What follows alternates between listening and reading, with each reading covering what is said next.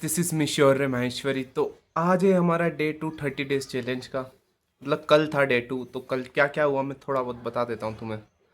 तो सबसे पहले हम उतर गए थे भोपाल स्टेशन सुबह की 4-5 बजे। भाई भोपाल ज़्यादा सुंदर है एज़ कम्पेयर टू इंदौर। मतलब वहाँ का भाई रेलवे स्टेशन बहुत ही ज़्यादा अच्छा, सही सही साठ लगा, मतलब मेरे को तो अच्छा लगा। तो वहाँ पे जाने के बाद एक तो साला वीआईटी वालों ने मेरे को समझ नहीं आ रखा, उन्होंने कहा वीआईटी भोपाल नाम लेके भोपाल से 80 किलोमीटर दूर था। ऑलमोस्ट मेरी एग्ज़ाम छूट ही जाती, वो तो भगवान भरोसे, पता नहीं जैसे तैसे दे दी मैंने। वो भी बताऊंगा भाई कि कैसा गया एग्जाम, वीडियो में बने रहना, लास्ट तक देखा करो भाई, लाइक नहीं करते तो लाइक कर दिया करो। तो हाँ, हम भोपाल पहुंचे 5-6 बजे। फिर वहाँ से सब कुछ करके फिर वापस से हम सीहोर के लिए निकले, क्योंकि सीहोर से 30-35 किलोमीटर ही है वो अपना कॉलेज। सीहोर जाने के बाद वहाँ एक तो ट्रेन ने हमें पहले लेट कर दिया था, ऑलरेडी 8 बजे एंट्री टाइम था, तो हमें 7:15 बजे तो शायद वहीं छोड़ा था, कहाँ, सीहोर। और वहाँ से बस थी, तो बस वगैरह ली एंड देन पहुंचे। उस बस में भी वीआईटी के बच्चे थे ही सही। और वीआईटी वेल्लोर का जो मतलब गेट के बहुत ज़्यादा अंदर जाना पड़ा हमें। बस लगा रखी थी उन्होंने, पर अगर कोई पैदल जाए तो लगभग गेट से 3-4 किलोमीटर अंदर तो उन्होंने बिल्डिंग्स बना रखी है, और बहुत बड़ा कैंपस है देखा जाए तो। पर खाली कैंपस है भाई, पानी वानी की भी उतनी ज़्यादा फैसिलिटीज़ मिली ही नहीं हमें। तो वहाँ गए, वहाँ पे एग्ज़ाम दिया, और अब बताता हूँ मैं मेरा एग्ज़ाम कैसा गया। हाँ, तो अब मैं बताता हूँ मेरा एग्ज़ाम कैसा गया एग्जैक्टली। तो सबसे पहले जो मैंने अटेम्प्ट करा था वो था एप्टीट्यूड। एप्टीट्यूड के 10 सवाल थे, किस्मत से मेरे थोड़े इजी आ गए, तो एप्टीट्यूड मैंने बढ़िया से कर दिया। फिर इंग्लिश था, इंग्लिश में भी थोड़े बहुत आसान ही लगे, इन दा क्या लगाना है, किसी क्या करना है, वो सब पूछा था। तो सिंपल तरीका है भाई इंग्लिश करने का, मैं तुम्हें बताता हूँ क्या करना होता है। कि इन लगाओ और उसे पढ़ के देखो कि सेट हो रहा है, हेव सेट हो रहा है, हेज सेट हो रहा है या क्या। पढ़ने में जो अच्छा लगे उसे टिक कर दो, बेस्ट तरीका। वैसे ये सभी जानते हैं तरीका, और सब ऐसे ही करते हैं अधिकतर। तो मैंने वो करा। इंग्लिश करने के बाद मैंने अटेम्प्ट करा था केमिस्ट्री, और केमिस्ट्री भी आसान थी, तो ऑर्गेनिक मैंने बढ़िया से कर दी। पर तुम्हें पता ही है, अगर तुम मेरे व्यूअर हो, मेरा सब्सक्राइबर या दोस्त लोग हो, तो तुम्हें पता ही है मेरी केमिस्ट्री में क्या हाल है।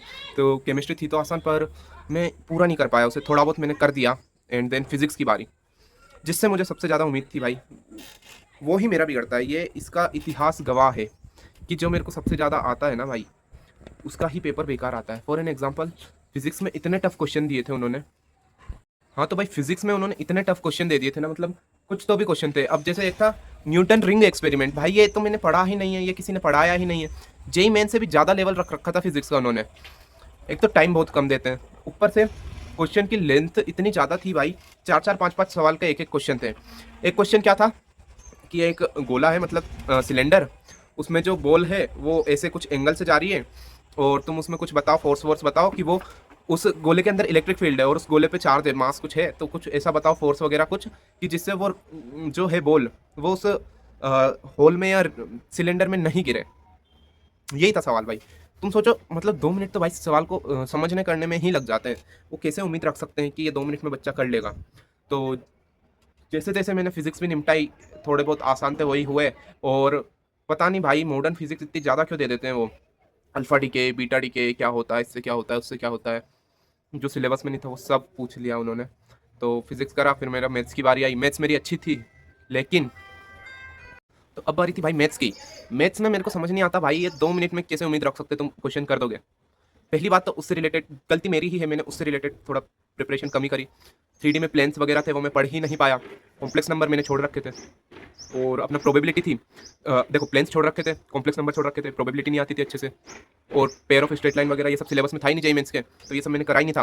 पर सवाल उन्होंने इन सब में से ज़्यादा पूछे, मतलब क्यों यार। और उन्होंने पता है कैसा माइंड गेम खेला, स्टार्टिंग के 10-15 क्वेश्चन इतने टफ थे, वो दिखने में लगता है कि हाँ भाई हो जाएंगे, ट्राई करेंगे, तो ऊपर वो 3 से 4 मिनट खा जाते हैं।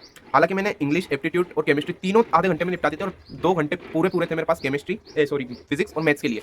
लेकिन वो 2 घंटे में भी मेरे से नहीं हो पाई, क्योंकि एक आधा 45 मिनट समथिंग मैंने फिजिक्स में दे दिए थे, या 1 घंटा लगभग। एंड देन मैथ्स की बारी थी, तो मैथ्स के शुरू के सवाल ऐसे थे कि वो दिखने में ही लग रहे थे बन जाएंगे, पर वो बने नहीं। वो लास्ट के जो 10-15 सवाल थे वो बहुत आसान थे, और उनके लिए टाइम ही नहीं बचा। तो भाई जो भी अगले साल वीआईटी ट्रिपल ई दे या कुछ भी दे एग्जाम, तो तुम एक बार है ना, नहीं बन रहा अगला जाओ, नहीं बन रहा नहीं बन रहा नहीं बन रहा, छोड़ते जाओ लगातार, कोई फर्क नहीं पड़ता। और पूरे क्वेश्चन को देख लो, फिर बनाने बैठो कि हाँ भाई जो जो बन रहा है, क्योंकि मेरे 4 से 5 क्वेश्चन ऐसे थे जो बन सकते थे लेकिन छूट चुके। सो दैट्स इट, ऐसे ही था मेरा वीआईटी का एग्जाम। मैंने टोटल 75 अटेम्प्ट करे आउट ऑफ 125। अब मैंने अटेम्प्ट कितने का करा है, 280 और 20, 300 नंबर का कुछ अटेम्प्ट कर पाया हूँ। सो लेट्स सी यार, मेरे को पता है 300 में से नंबर तो वही आएंगे अपने, कितने, 200 कुछ आ जाएंगे, 220 यार, ऐसे कुछ ही आएंगे। अब इतने में कुछ भी नहीं मिलता वीआईटी में। सो और कुछ देखते हैं भाई, वैसे भी मेरा तो भाई वो मन ही उठ चुका है, पता नहीं एग्जाम वगैरह से। सो ऐसे ही था मेरा डे 2। उसके बाद हम तुरंत वहाँ से बस में बैठे, बस में इतनी ज़्यादा भीड़ थी कि क्या ही बताए। तो वहाँ पहुँच के इंदौर पहुँचे 5-6 बजे। फिर मैं जिम गया एंड थोड़े से अपने चेस्ट लगाई, क्योंकि लेग डे था पर मैंने चेस्ट लगाई क्योंकि मैं थक गया था बहुत ज़्यादा। और बस इसी के साथ फिर मैं घर आया, खाना खाया और सो गया। सो दैट्स इट, यही हुआ था 2 मई को। आज है 3 मई और आज कुछ देखते हैं, जे एडवांस के लिए पढ़ते हैं। So that's it for today's video. मिलते हैं किसी नेक्स्ट वीडियो में, तब तक के लिए बाय बाय बाय।